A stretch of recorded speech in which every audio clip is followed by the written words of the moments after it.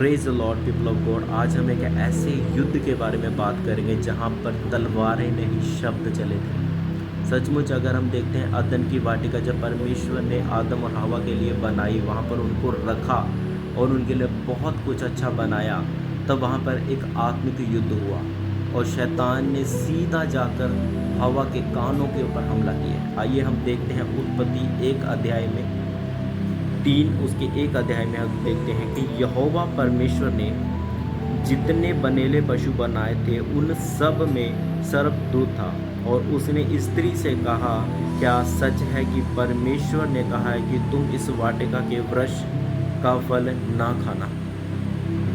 तो अगर हम यहाँ पर देखते हैं कि शैतान हमेशा परमेश्वर के वचन पर एक संदेह लेकर आता है, एक क्वेश्चनिंग पैदा करता है। क्या सच है कि परमेश्वर ने कहा है? ये केवल एक प्रश्न नहीं था, ये एक मानव इतिहास का एक आत्मिक युद्ध था। शैतान ने पहले फल पर नहीं वचन पर हमला किया था। सांप ने ये नहीं कहा था कि फल खाओ, उसने कहा था क्या सच है कि परमेश्वर ने कहा है। शैतान जानता है कि मनुष्य के मन में अगर परमेश्वर के वचन के प्रति संदेह पैदा कर दे तो पाप अपने आप अंदर आ जाएगा। तो आज भी शैतान का काम करने का तरीका वही है। शैतान का काम करने का तरीका वो आपके विचारों के साथ खेलता है, आपकी भावनाओं के साथ खेलता है। वो आज भी यही कहता है, क्या सच में परमेश्वर तुमसे प्रेम करता है? क्या सच में आपकी प्रार्थना सुनी जाती है? क्या सच में यीशु तुमसे प्रेम करता है? क्या सच में यीशु ही जीवन सत्य मार्ग है?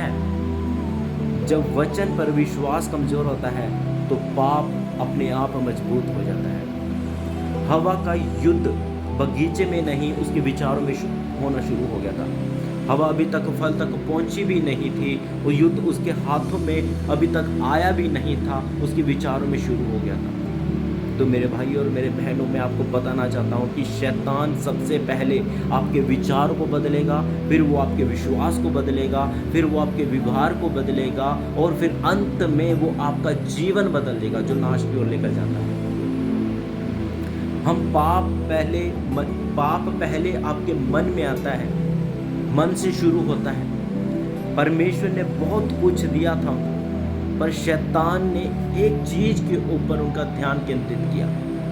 परमेश्वर ने अदन में हजारों आशीषें दी थी, लेकिन सांप ने केवल एक चीज के ऊपर फोकस करवाया। शैतान हमेशा तुम्हारा ध्यान उन चीजों के ऊपर लगाता है जो तुम्हारे पास नहीं है, ताकि तुम उन आशीषों को भूल जाओ जो तुम्हारे पास है।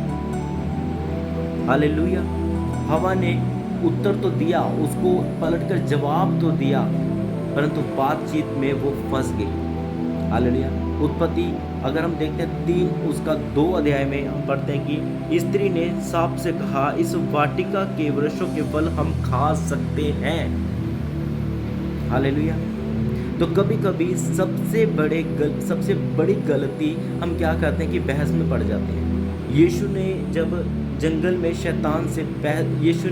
जंगल में शैतान के साथ सामना हुआ तब उन्होंने शैतान से बहस नहीं की। उन्होंने बार बार कहा वचन को लेकर के, लिखा है, लिखा है, लिखा है। विजय आपकी बहस से नहीं वचन से आती है। सांप आज भी जीवित है, उसका तरीका आज भी वही है, उसका हथियार आज भी वही है। उसका हथियार डर नहीं बल्कि आपके अंदर एक क्वेश्चनिंग पैदा करता है। वो कहता है कि थोड़ा समझौता कर लो, इतना पवित्र रहने की क्या ज़रूरत है? परमेश्वर ने क्या ऐसा कहा है? परमेश्वर ने ये ऐसा नहीं कहा कि आप बार बार प्रार्थना करो, कुछ नहीं होगा, आपके जीवन में कुछ नहीं होगा। लेकिन जो विश्वासी वचन पर खड़ा रहता है वो गिरता नहीं है। हालेलुया। अदन की वाटिका में 2 आवाज़ें थी, परमेश्वर की आवाज़ और शैतान की आवाज़। आज हमारे पास भी 2 आवाज़ें हैं, परमेश्वर की आवाज़ और शैतान की आवाज़, जो जीवन देती है और जो आपके मन के विचारों के साथ चलती है, वो आपको क्वेश्चन पैदा करती है। आज भी यही 2 आवाज़ें संसार में गूंज रही है। जिस आवाज़ को तुम सुनोगे वैसा ही तुम्हारे विषय बनेगा। सांप ने कहा, क्या सच है कि परमेश्वर ने कहा है? लेकिन विश्वास कहता है कि हाँ, परमेश्वर ने कहा है कि और मैं उसी पर खड़ा रहूँगा। हालेलुया। आज भी हम देखते हैं बहुत सारे लोग जो अपनी चर्चों में बहुत सारी गड़बड़ियों का कारण बन जाते हैं। वो कहते हैं कि वो मुझे प्रेम नहीं करता। वो शैतान आपका ध्यान उसी चीज़ के ऊपर लेकर जा रहा है, बार बार बार बार उसी चीज़ के ऊपर लेकर जा रहा है आपका। वो मुझसे प्रेम नहीं करता, उसने मेरे साथ ऐसा कर दिया। आपके अंदर एक बिटरनेस पैदा हो रही है।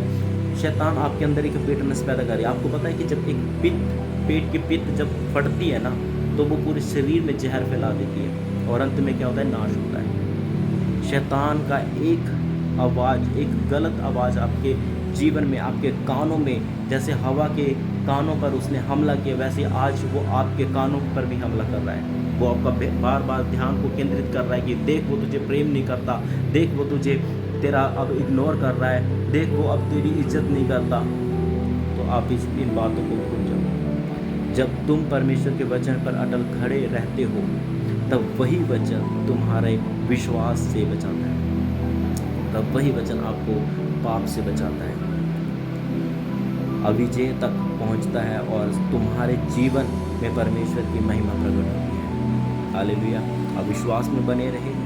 परमेश्वर आप सभी को आशीष दे। आमीन।